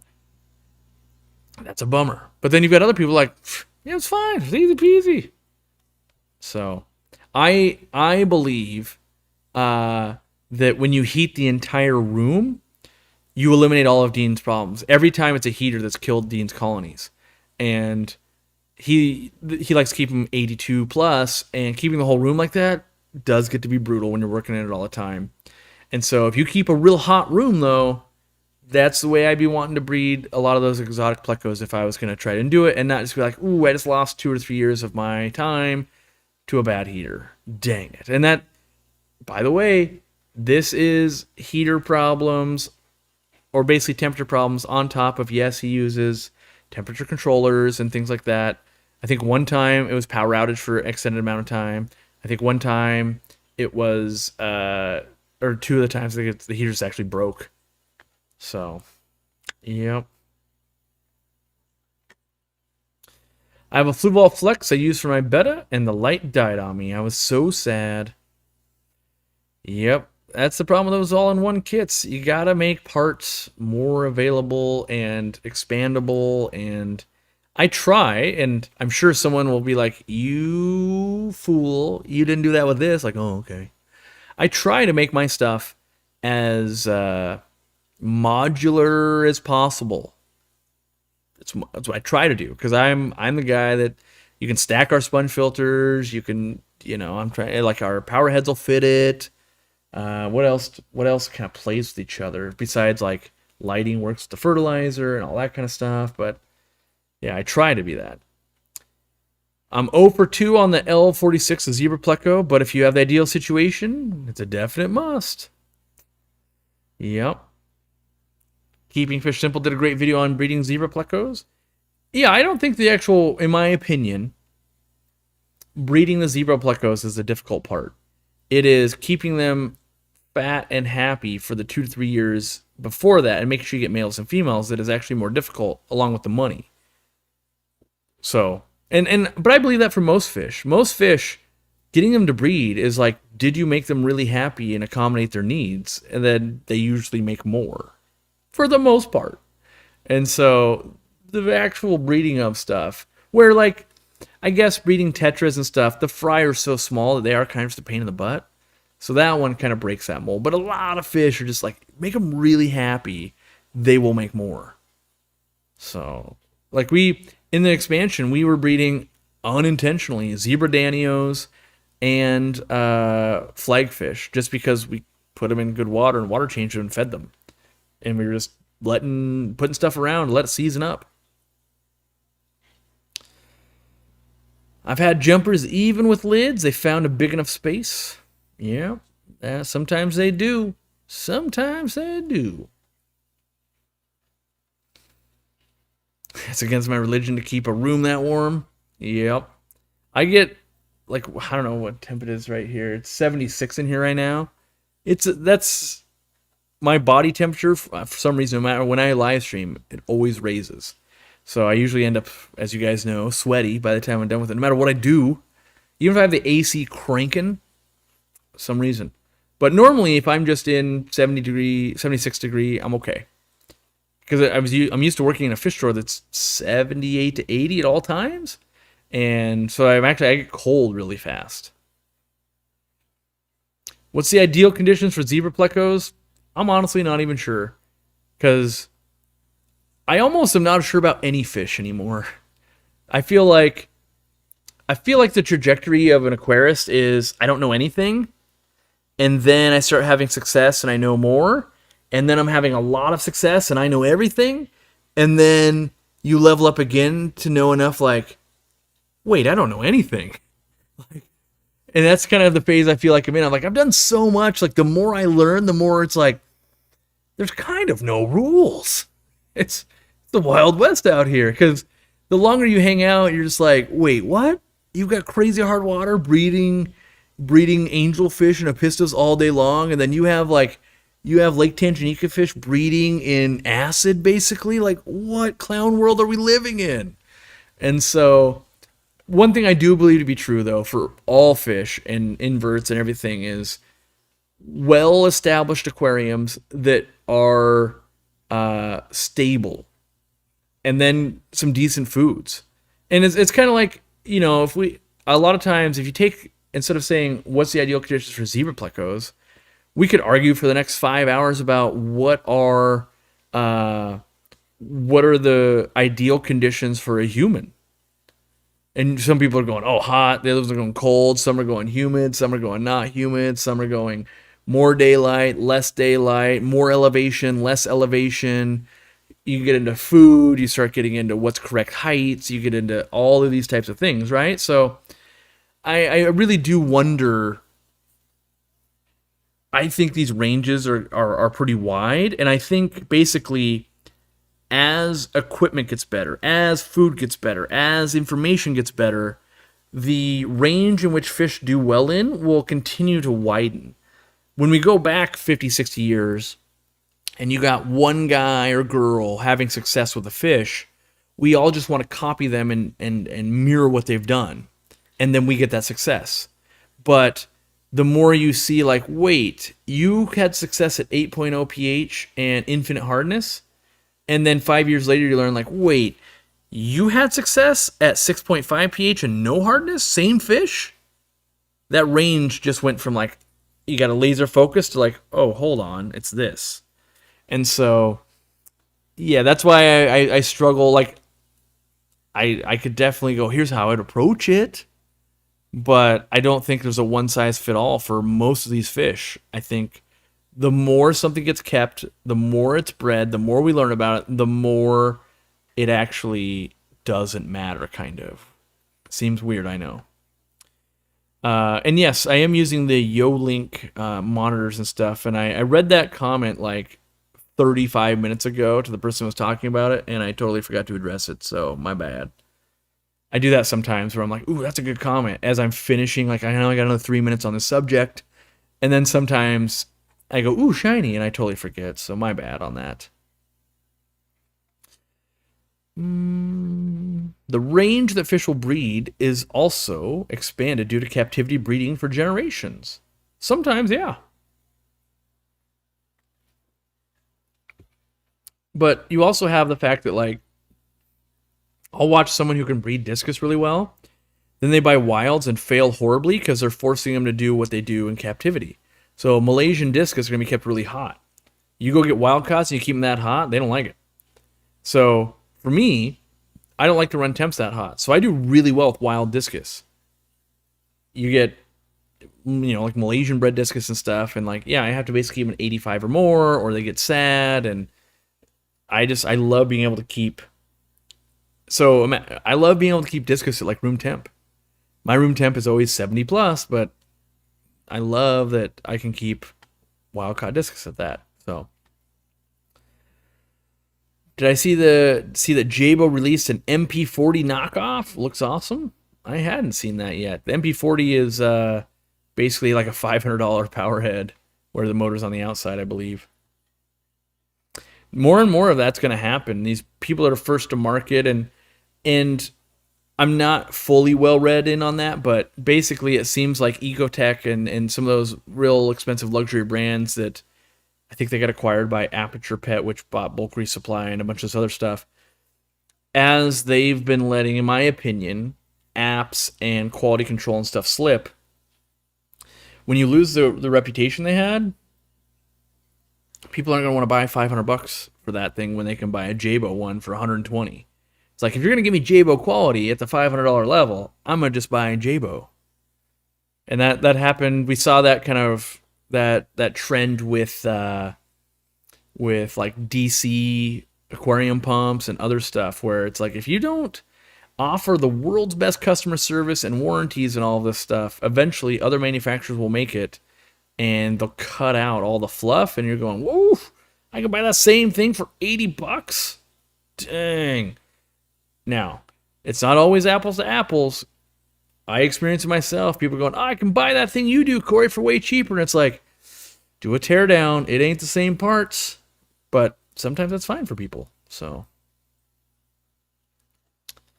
they had a 20-year patent, I think. That could be.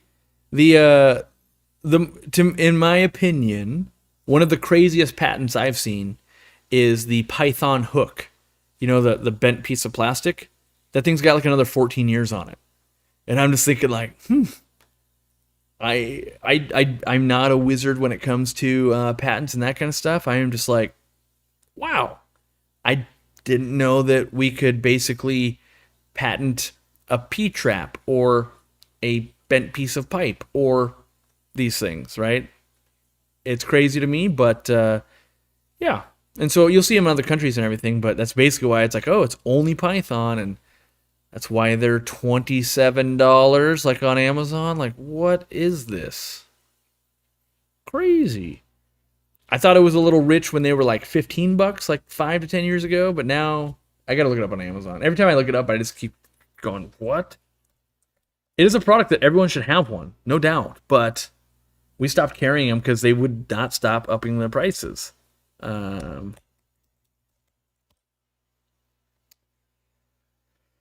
Python hook currently, I was a little bit off. $25.46. So little off at the moment, but yeah. Um,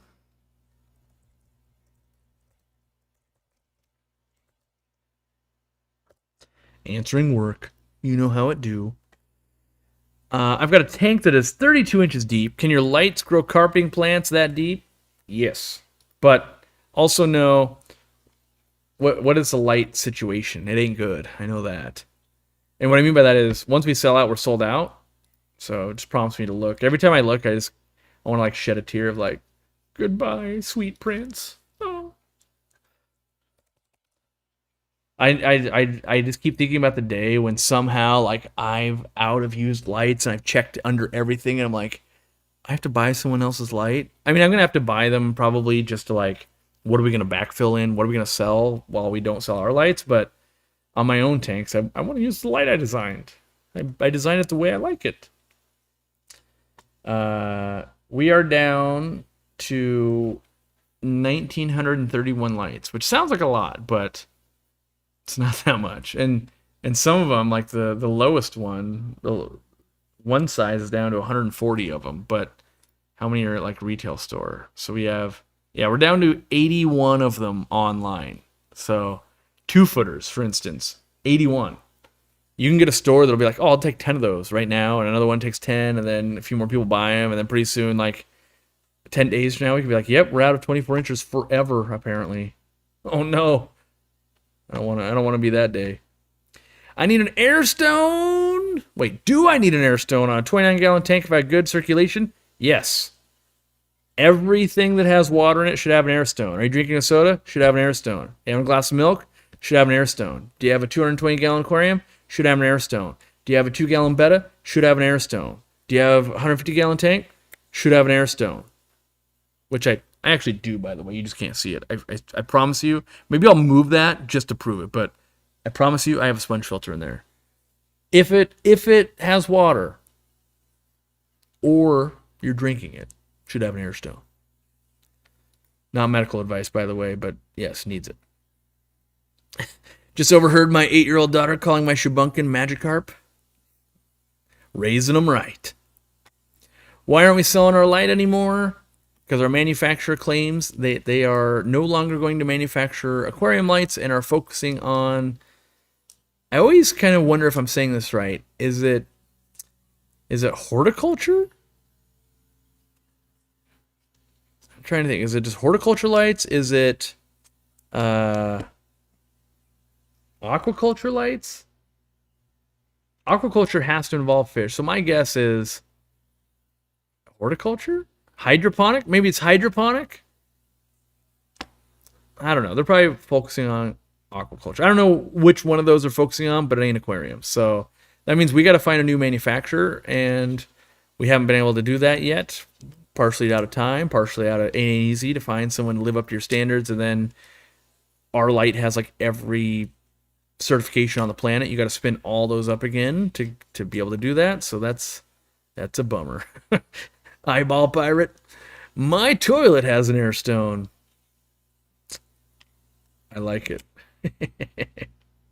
Oh yeah, I forgot we're still doing the poll. The poll still 51 to 90 or to 49%. 386 votes. Man. Hydroponic lights is what you said? Yeah. When you're buying a house, what water tests do I run to start out? I personally, when both times I've been house shopping, I use test strips. Do I have any sitting right here? No. I literally, well, actually, I think this house I use my own test strips. But the first house I use Tetra test strips, which I do like. And then I use mine for here. And yeah, I bring them when you're with a realtor, and they're like, "What are you doing?" I'm testing the water. And when you're actually gonna put an offer on a house, and maybe you get to do another walkthrough, bring a water bottle and like fill it with water, and you could do more testing, and you could, But for me, it's such a big part of my life that the water makes a huge difference to me. And I specifically was hoping to find a place that would be on a well or something, because around here we have pretty much soft water, and no minerals. I love live bears, and they prefer that. So, great example of wide tolerance. I did it for many, many years without it. In fact, what, most of my life. But now I get it on a little bit easier mode, and they seem to like it just a little bit more. Are we planning to find another manufacturer? Yes, but I would say it's planning like we're planning to expand to Europe. It takes a lot to basically start up. Like, yeah, we can take it to them, go, hey, copy this light, and then you've got to run through all the rigmarole of prototyping and working with their product or their packaging manufacturers and testing their quality runs, getting all the certifications again. So even if you handed me like, here is the sister company that could do what you want to do, I'm like, sweet, we're 11 months out from having more lights, and that would be if everything went correctly. Like, oh, so it's a lot. It's not just like, let me hand you the money and you do the thing. Like, I wish it was that. It's a lot. So. And usually I don't think it'll be that thing. I think it'll be like, well, this thing, we want to do this. So it's like, then it starts, you start changing the scope a little bit. And honestly, if I was going to redesign the light, I would make them less powerful. I would also hope they would become cheaper by using less power also. But if I ever have to work on something, I'm always looking to improve it. So, something can sit off to the side and be like, ooh, when it's your time, I'm going to improve you. But it's not that time yet. Where's Dorky's disclaimer that we shouldn't put air stones in our toilets? You put air stones, you put air in septic systems sometimes. Septic systems are just giant aquariums, really. Lots of beneficial bacteria needs to stay in there to break down human mold. All right. I rarely test my water these days. The plants tell me everything I need to know. Yeah, you definitely settle into patterns. Most people do, but when when we're moving to Kentucky, we move the warehouse and stuff, we would test water at potential warehouse and stuff too. Like, my livelihood depends on it, and my personal hobbies depend on it. So it doesn't. While you can adapt everything, you don't want to go, oh yeah, I'm going to spend the next 20 years of my life hating my decision over here. You don't set yourself up for that. So.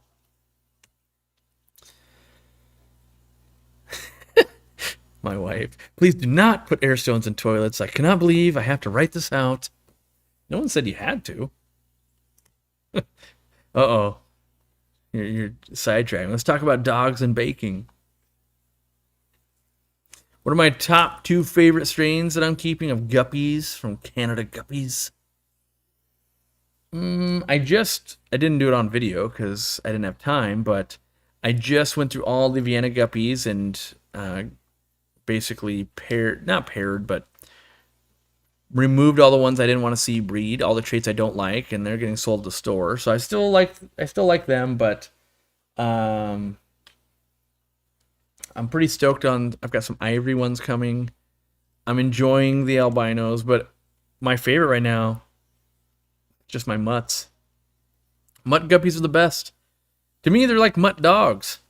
Like, I don't need a purebred. I just need something that wants to eat and wants to cuddle and wants to go for a walk and wants to be my friend. And normal mutt fancy guppies, they want to do that. So, and part of it is they're so cheap and they're so accessible to everybody that, yeah. Can I pet that dog? Are killifish fry as small as threadfin rainbow fish fry? I'm guessing playing with mops and scattering fish. No, in my experience, killifish fry much easier to raise than rainbow fry. Rainbow fry are work.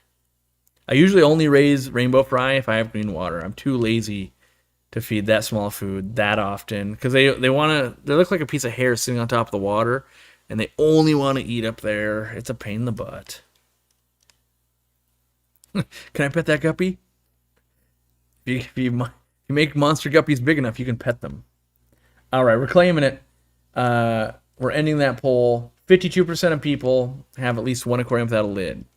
And to circle back, one of the big reasons why killifish, at least in the store for us, like, oh, you don't have lids. Killifish, probably not a great idea for you.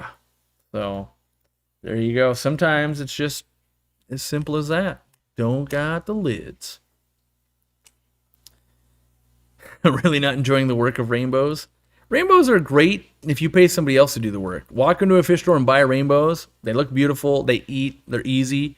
The whole making of rainbows, Dean does it because he likes it. But I always cringe when I'm like, the amount of work you just put into that for this fish we're going to sell for $7. Whew. Yeah.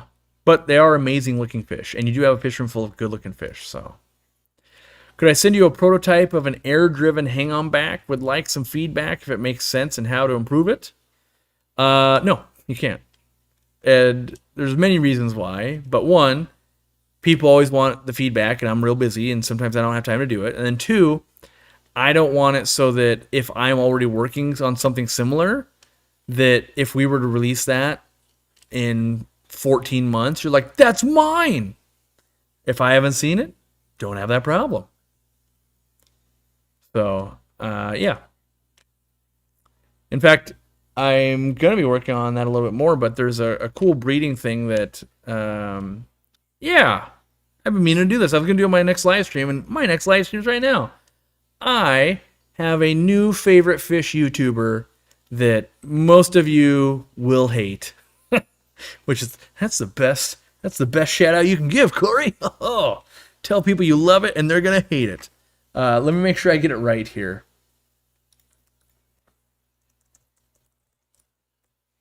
Let me look it up just because I want to share the link and everything. Because he is doing the videos that I used to do, some of my first videos way back in the day. And he's the guy that I want to be in my local fish club because I would nerd out with what he's doing. I just got to find, let me just type it and I know what it is.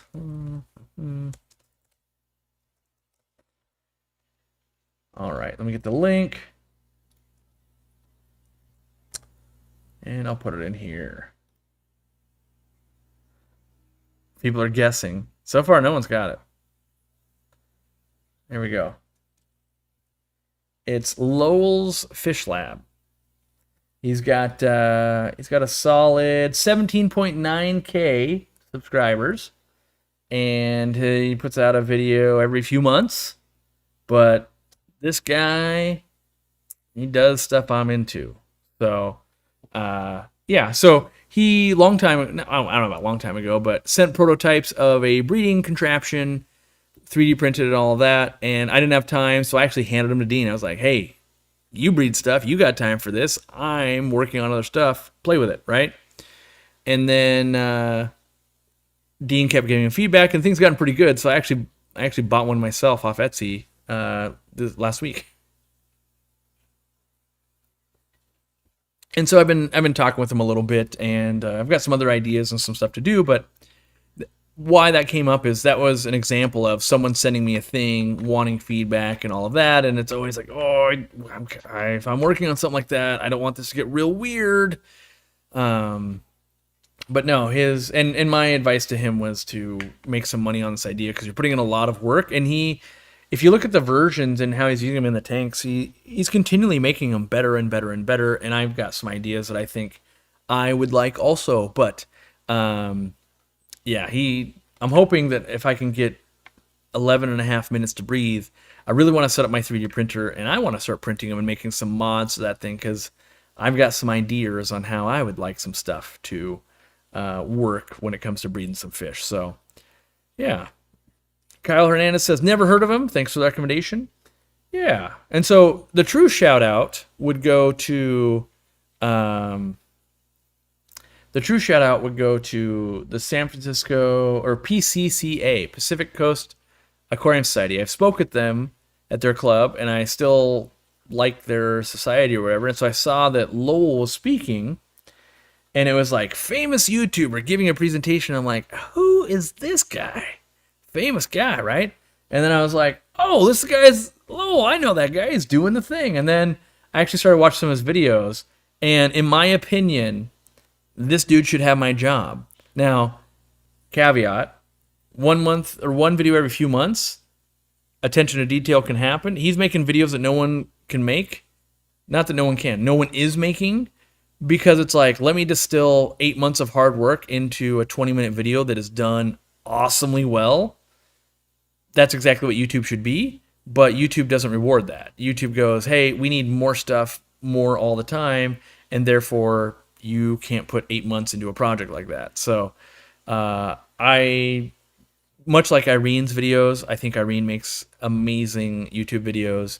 I think this guy makes amazing YouTube videos, also much better than myself. So if you're into breeding fish or live foods or anything like that, you're going to nerd out over there.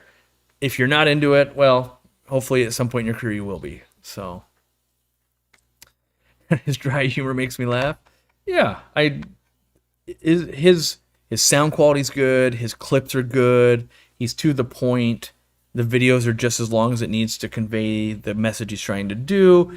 And a lot of these experiments of like, I've done that but not filmed that, or like his auto feeding. I love that he tried the drip IV bag, and he's trying the auto dosers and the things like that. And it's like, this guy's doing the projects that I would be doing right now if it wasn't like, hey, work on this product that you have to bring to market. Instead, it's like, it's purely to make his hobby better. And so I'm super dialed in on that and watching it. So thank you, Lowell, for providing the fish YouTube guy like me something to nerd out and watch.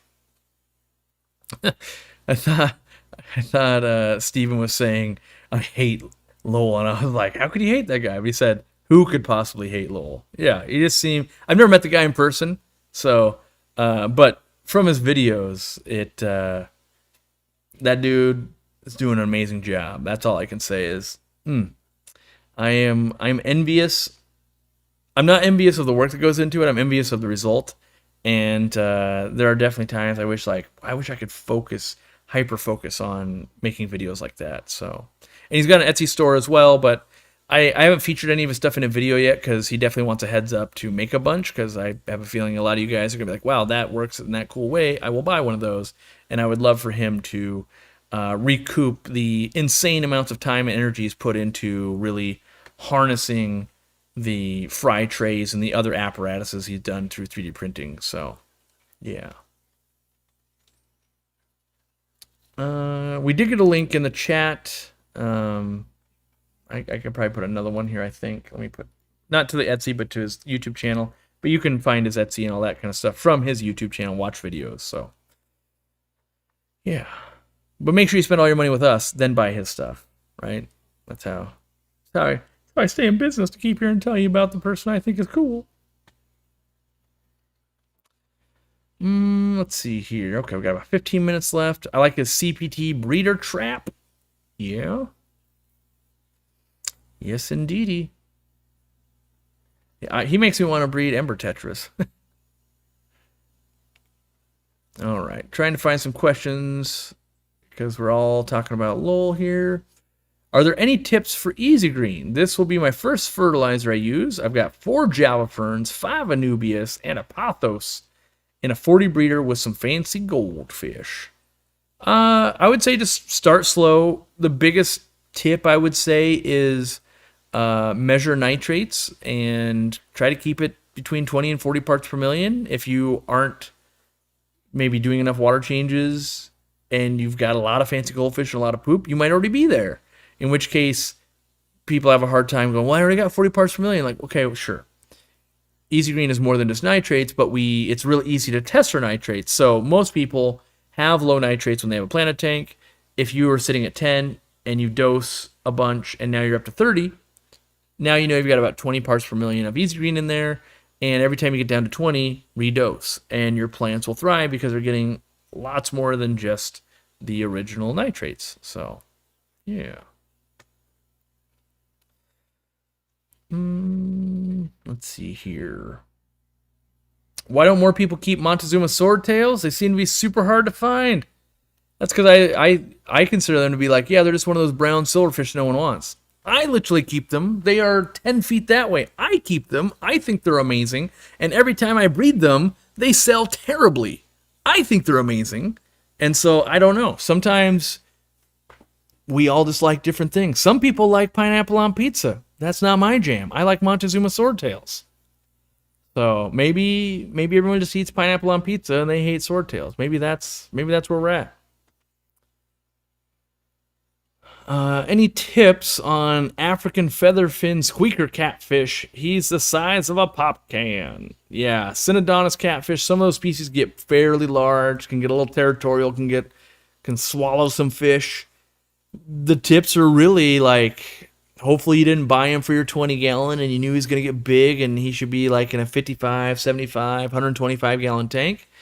And you're putting food in by the handful. You can train them to feed off the top and eat pellets, so that's a lot cleaner usually, and you can see how much they're getting to eat. So that would be my thing. Try to train them to eat off the top with some floating pellets, and that makes things easier. Ooh, Steven, I like some pineapple swordtails. I actually don't like pineapple swordtails. They are one of the best-selling swordtails in stores. I don't actually like them. I don't know. They just seem like they're just not my jam. I would much rather have a really nice red swordtail, or honestly, that's kind of the only swordtail I really like besides wild type. A really nice Alvarezi swordtail. Some of the wild swordtails are really, really nice. But again, it's a different person that appreciates that color exists in the wild versus I want the most altered thing you can get your hands on, right? So, yeah. But obviously we sell them in the store. They sell well. People love them.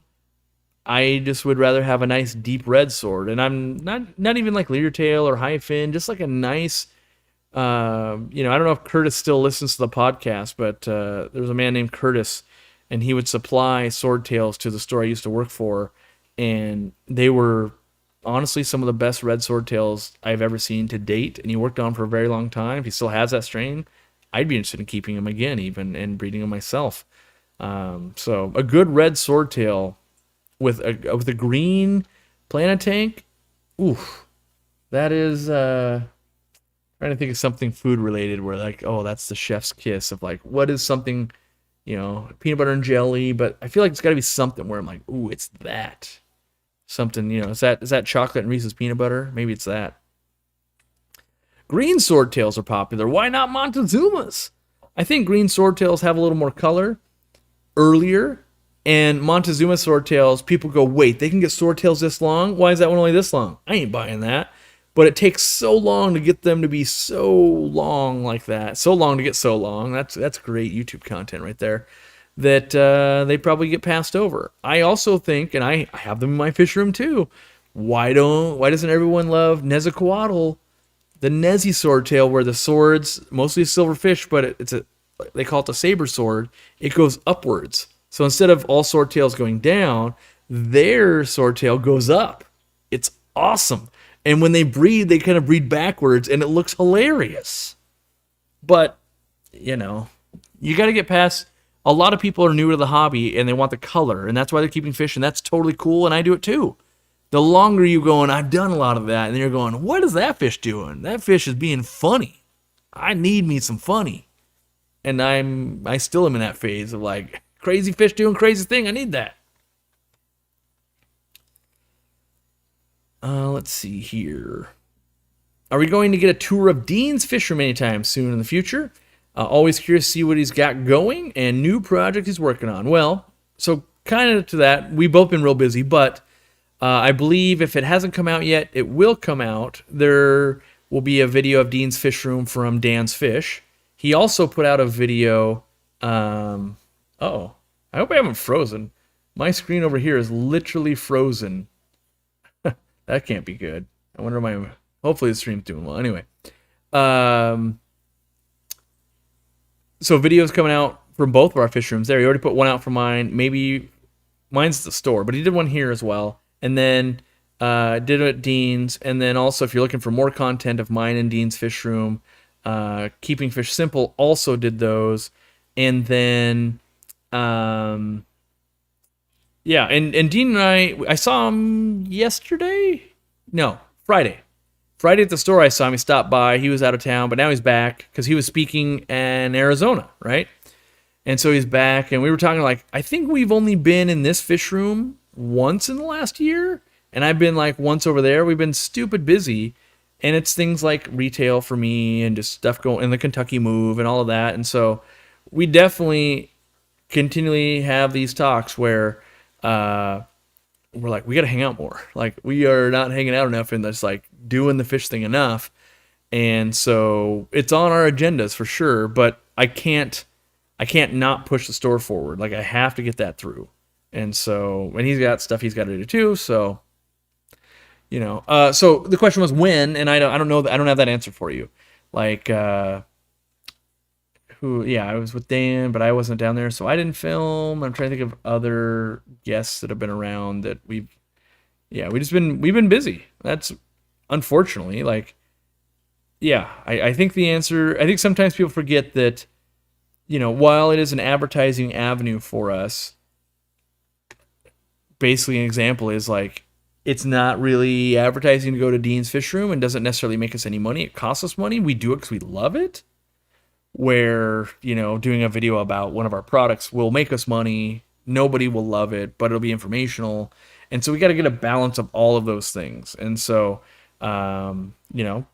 business is tough when your stuff is stuck in LA and you're sold out of algae scrubbers and air pumps and that thing, and you can't renew on the lights. And like, okay, we just got to keep going. Got to get the retail store open and stay on it. Jess Phillips, month 60 and loving it. That's right. You got the 5-year coin. I should probably do a spiel because I do it like never. Membership, by the way, it's $5 a month. You get a discount on the website of 5%. You can get member-only coins and swag at the 5-year mark. You also get the Yeti, which, I've got one right there. Yeah, you get a member Yeti and all the coins and that kind of stuff. And then a little birdie told me eventually, if I can get all the software working again, that Scratch and Dent might be making a comeback to the members. Woohoo! So keep an eye out for that. Don't harass customer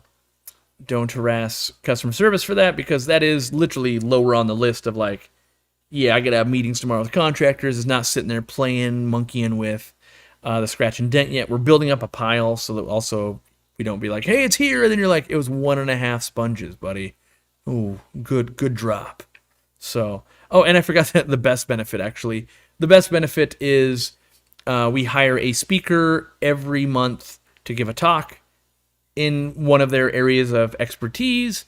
And I want to say if you joined up today, you will get all 36 talks from before, or 40 talks. We've been doing it a long time now. So every month there's another talk, and you get access to the whole catalog of those, plus all the member-only videos we've done in the past also. So I probably should look that up one day so I can put it somewhere and be like, when you become a member, you actually get access to these 100 and some other videos, as well as these financial perks and this. And then also, if you live outside of the United States, you basically only get the videos, which, in my opinion, like Lowell's channel would be a great candidate to be a paid channel. I would pay $5 a month for that channel. If you put out a new video in the quality he does every month, I would pay $5 for that. He's doing an amazing job. So, we're getting some new members. Candy donated 5, and then the Arc Knight and Kyle Hernandez re-upping. So there we go. You also, I should keep putting the sales pitch on. You also can get some discounts at some of the RPP stores. We're closing in on 200 stores. Not all of them do it, so you got to kind of look for them. But you can get a 5% discount even on their fish and stuff like that too. You also get a discount at our store on fish. Everything at our store. So online, 5% everything we sell. But then in the store, 5%. So if you're going to go buy a 180-gallon aquarium, 5% off. If you're going to buy fish, 5% off, right? All that stuff. Will the membership cost increase? I saw Twitch subs increased in prices, so not sure if YouTube is next. No intention of that. I get to set the price. I have set it at $5 6 or 7 years ago at this point. It has never changed. I have not added any other tiers. I think about it every once in a while and I go, but why shouldn't I just offer that to the $5 people? And so I don't increase it, or I also don't make it cheaper because I want to make it so that I can afford to give away the coins and the Yetis and the other stuff. And there's not a good way to, like, I do feel a little guilty of like, wish it was cheaper for international because they're not getting those things. But I have no way to be like, hey, you live in the U.S., you got to pay $5. You live out of the U.S., you get to pay this, but you get these benefits or those benefits. So it's just got to be $5, and that's what I can manage to keep track of and working. So yeah, partner stores. There's probably some other benefits too. When we do events, we give away member-only swag as well. We haven't done those in a while, so there's probably some other stuff, but I'm bad at my job, so there we go. Did I ever find the elusive blue swordtail you mentioned in previous live streams? No, I keep looking on Aquabid. I haven't seen some powder blue ones that are breeding fairly true in a long time. So, but I am watching. I will try. I bought them twice in the last, since I've been in this fish room. Neither of them were worth looking at. They were just like, I don't know. Maybe if you put blue sunglasses on, they look blue, but they look real silver and not blue, powder blue at all. So, by the way, if you want to save a little bit of money when you become a member, it should be $4.99. If you buy it with your iPhone, they try to charge you like $7 because of the App Store. By the way, there's Wincy. There's Wincy. Yeah, so don't do it in the YouTube app on iOS or Safari browser. Do it in Chrome or Mozilla or Android app. You only got to subscribe once, basically, and then it'll always be at that $4.99. So we don't get any of the extra money either. Like, it just pays the App Store in Apple. So it literally is not helpful.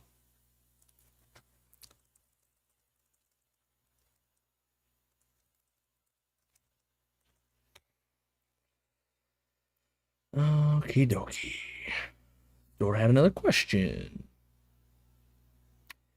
Did you just say we get a discount on live fish on a live fish website? No. At our retail store, you'd get a discount, or any RPP store that's also offering the discount, you would get 5% off there also. Hope that makes more sense for you. Yeah, Kyle Hernandez. Oof, too late. Paid $7 on my cell phone. Yeah, you might cancel it and re-up on a different thing just so you don't pay $7 every month. Yeah. Apple charges more for the exact same thing. I'm 50-50 on that. I do believe that the Apple App Store is much safer with less bad actors on average than other app stores, but it does seem like that's a pretty big premium, honestly. It's like, oof, I'm not sure you're that much better, but there's workarounds for it. So, hey, let's be smart consumers and we'll do the workaround. How do you quarantine Neo shrimp? Mostly just like anything else, put it into its own tank, let it chill, observe. If it had Vorticilla, like we talked about earlier, use some Prozzy Pro, but mostly quarantine and observe. Dan's Fish allows the Aquarium Co-op discount as well. That's true. Yeah, there could be other partners. There's always stuff in the works. I'm always going, hey, you wanna get some of that sweet member, super nerds? And sometimes they're like yes, and sometimes they're like no. You also, yeah, okay, that's a good point. Regina says at $5 a month, it's incredible value. I love it. Yes, you also get a member super chat that stands out in the chat, for instance, one a month after the first month. They made it so that you couldn't just subscribe, troll me, and then unsubscribe. Or not just me, but the entire platform. So there's that as well. There's also member-only community posts where sometimes it's like, hey, new drop, or hey, we got a limited number of these if you want to get in on that. So a little bit of that. Even as an international member, the guest speaker videos are worth every cent for the membership. I feel the same way, but obviously I'm biased. But if somebody else was doing the talks that I would want to watch, like we're doing them, and it was $5 a month, I would be a part of that. Can I troll you? Bring it, Candy. You initiate the trolling of me. I will turn the internet on you.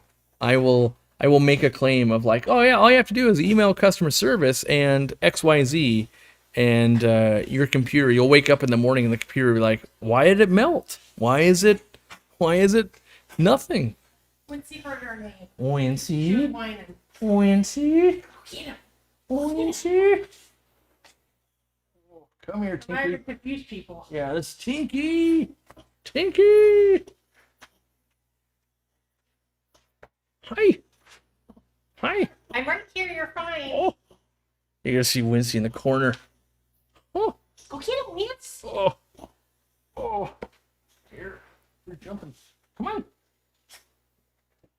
Are you being scaredy cat or are you coming? You just want treats. We'll do treats. Yeah. Oh, real brave for treats all of a sudden, huh? Funny how that works. You gonna like dance for treats or anything? You gonna stand up? It was really sad when you called her name. You're sitting. They can't see. They could see your ear. Look at that. I turned my head for 1 minute. She swoops in. You almost lost your finger. Here, go eat it on there. It's just in the treat. crack now. No, it's not.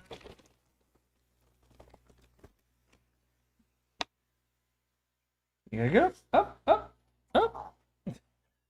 She's not good at that. She's not. She's a senior.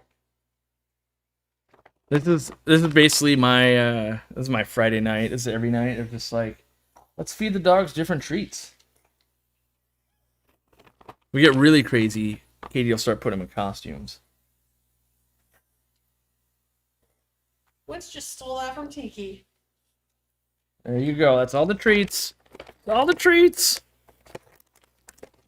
How old are they now? Is Wincy 11?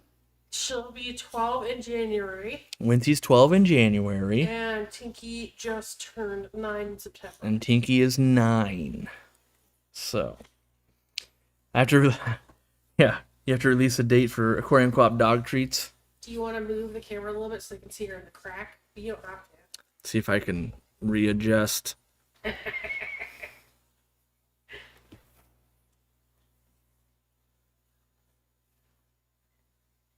Wins, go sit. Go sit. We're done with treats. Wincy, We're done. throw them to me. We're done.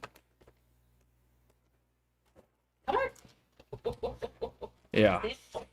That's why I put the couch there so people and dogs could sit, but they just beg for treats the whole time, so. Well, they also condition the couch for you. They do condition the couch with dog saliva, which that's a perk, I'm told. Secret for leather longevity.